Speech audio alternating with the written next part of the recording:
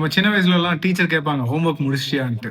அப்ப நம்ம நிறைய டிமிக்கிலாம் கொடுத்துட்டு போவோம்ல. பட் அடல்ட் ஆனதுக்கப்புறம் யாருமே ஹோம் ஒர்க்லாம் தரது கிடையாது. ஆனா நிஜமான ஹோம் ஒர்க் என்ன தெரியுமா?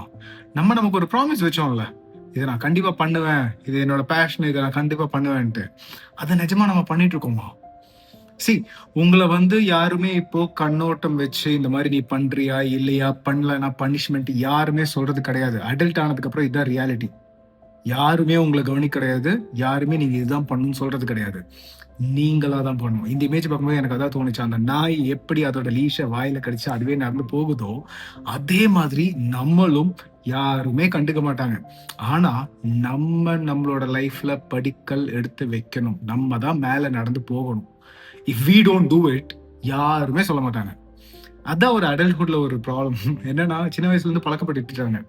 யாராவது ஹோம் ஒர்க் கொடுத்து யாராவது நம்மளை பார்த்துக்கிட்டே இருந்து இவன் கரெக்டா பண்றானா இல்லையான்ட்டு. பட் அடல்ட் ஆனதுக்கு அப்புறம் நான் பாருங்க, வீக்லி டாஸ்க் வச்சு ஐம் கம்ப்ளீட்டிங். வாரம் என்னெல்லாம் பண்ணணும்னு சொல்லிட்டு எழுதி வச்சு வேற யாரும் பண்ண மாட்டாங்க. இது யாரும் பண்ண மாட்டாங்க.